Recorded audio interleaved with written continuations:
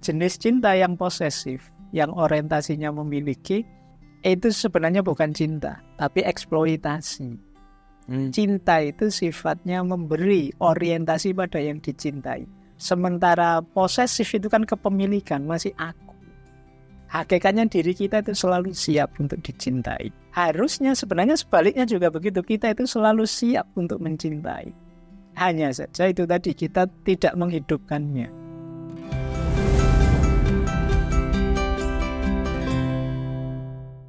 Kembali lagi di Dialog Positif Plus, masih bersama Mas Fahrudin Faiz. Sign, Mas Faiz, kita dalam tradisi Islam kan ada ikro gitu ya, membaca tanda. Wah, ini menarik gitu ya. Bacalah tanda-tanda, sanurihim ayatina, bahwa ada di luar, ada di dalam gitu. Nah, apa sih atau bagaimana tanda kita tuh siap menerima cinta, Mas Faiz? Yang pertama begini, kita itu hadir ke dunia, di antara bahan bakunya adalah cinta. Cintanya Allah pada kita. Jadi itu salah satu bukti kenapa kok aku yang hadir ke dunia ini, bukan yang lain, karena Allah cinta sama kita. Itu garis bawahnya. Berarti memang kalau itu kita ini semacam program kita ini sudah kompatibel dengan cinta. Jadi kapanpun kita siap untuk menerima cinta. Tidak ada orang itu dicintai terus tidak siap, itu tidak ada. Kalau tidak mau ada. Beda ya itu ya. Kalau tidak mau bisa. Tidak mau aku mencintaimu, kamu kok gini. Ini sebenarnya belum cinta juga sih kalau masih tidak mau itu. Tapi hakikatnya diri kita itu selalu siap untuk dicintai. Harusnya sebenarnya sebaliknya juga begitu. Kita itu selalu siap untuk mencintai. Hanya saja itu tadi kita tidak menghidupkannya. Jadi mungkin karena terdistraksi macam-macam, ketumpuk oleh kepentingan ini itu, ambisi ini itu, kebutuhan ini itu. Jadi kemampuan mencintai dan dicintai tadi terus tenggelam. Maka manusia dalam bentuk paling murni, paling asasi itu sebenarnya karakter dirinya siap mencintai dan siap dicintai. Tidak harus kita belajar dalam-dalam. Contoh paling sederhana, orang tua. Ketika dia punya anak, otomatis saja keluar rasa cintanya pada anaknya. Anak juga begitu. Begitu dia sadar akalnya jalan, dia bisa mencintai orang tuanya dan siap menerima cintanya orang tua padanya. Kita juga begitu. Ketika balik sudah mulai misalnya yang tentang lawan jenis, itu kan kita pernah kita belajar, wah saya cowok ini harus mencintai yang cewek ini harus, kan tidak begitu. Otomatis saja lahir karena kita memang diciptakan kompatibel dengan cinta. Jadi maka kalau urusan lahirnya, kemampuan, ciri dan lain sebagainya, ya menurut saya otomatis kita bisa. Yang harus kita belajar adalah bagaimana mencintai yang baik. Standing for love-nya, standing in love-nya. Itu yang kita harus belajar. Karena di situ kita ketemu norma, aturan dan lain sebagainya.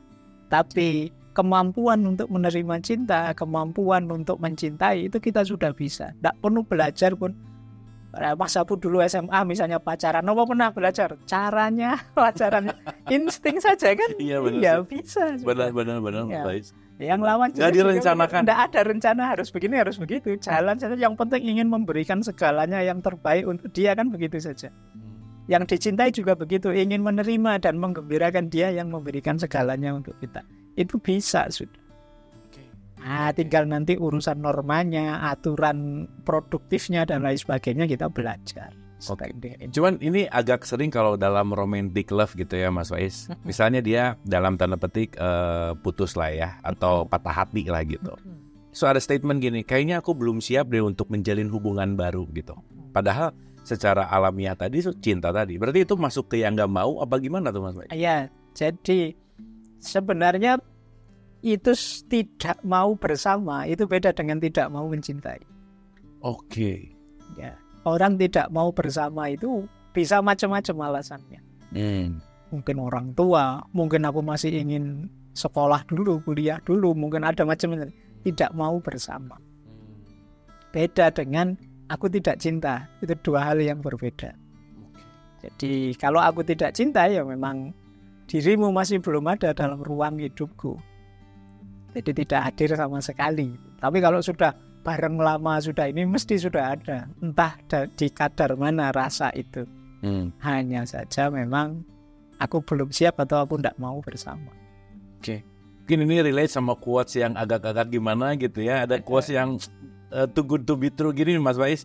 Mencintai tidak harus memiliki gitu. Iya, memang dua hal yang berbeda. Beda kan? Berarti antara mencintai, memiliki, mencintai dan relationship ini juga dua hal yang mungkin berbeda. Kita harus memahami ya. Bahkan ada filosof eksistensialis itu yang bilang bahwa jenis cinta yang posesif, yang orientasinya memiliki, itu sebenarnya bukan cinta. Tapi eksploitasi. Cinta itu sifatnya memberi orientasi pada yang dicintai. Sementara posesif itu kan kepemilikan, masih aku. Jadi aku yang ingin dilayani, aku yang ingin dibahagiakan, ini jenis posesif. Sementara orang mencintai itu aku yang ingin memberi, ingin membahagiakan, ingin melayani. Jadi bedanya situ, karena memang berarti ya memang cinta tidak sama dengan memiliki, bukan kepemilikan. Justru ketika kita mencintai, tidak ingin memiliki, mengikat, aku ingin membebaskan. Ini menarik paradoknya cinta itu. Makanya oleh Plato disebut ini modus hidup kemanusiaan yang paling menarik. Karena orang itu biasanya ego, mikir dirinya, ini mikir yang lain. Tapi dengan berpikir tentang yang lain, aku sendiri jadi bebas. Bebas dari egoku, bebas dari ikatan ingin ini ingin itu. Jadi aku terbebaskan. Jadi cinta itu terus disebut membebaskan. Kalau masih ego sebenarnya belum cinta. Maka di antara karakternya cinta itu disebut cinta itu kebebasan. Kok masih saling mengikat? Nah, cinta kok aturannya banyak kayak orang bikin lembaga organisasi. Harus begini, banyak aturan. Cinta pakai kode etik misalnya. Harus begini ya, harus begitu. Itu belum cinta, itu namanya. Mau bikin lembaga baru itu namanya. Cinta itu membebaskan. Cuman agak sangat bertentangan gitu ya Mas Faiz ya dengan kita bicara pandangan mayoritas gitu. Karena mencintai itu harus sesuai dengan keinginanku, maunya aku apa. Padahal itu tipis banget sama eksploitasi sebenarnya ya. Balik lagi ke situ gitu ya Mas Faiz. Kalau masih mikir aku inginnya begini, itu masih ego, masih belum pada cinta, itu masih negosiasi, masih dagang sebenarnya. Karena aku memberikan cinta demi dapat apa, itu sebenarnya belum cinta. Karena kalau sudah cinta, aku tidak dapat apa-apa, tidak ingin apa-apa, hanya untuk kamu saja. Kalau masih ada pamrih-pamrihku, itu masih belum cinta. Jadi hati-hati ngomong cinta kali ya. Bukan aku mencintaimu, tapi aku mengeksploitasi. Iya, jadi sebenarnya ketika posesif itu ingin mengeksploitasi. Jadi apalagi menarik itu kan cinta-cinta yang negatif itu ada yang eksploitatif, ada yang tipe penimbun. Tipe penimbun itu kamu hanya untukku saja, tidak boleh untuk yang lain. Pokoknya segala yang kamu lakukan harus demi aku. Ini cinta yang penuntut, penimbun. Jadi menyusahkan.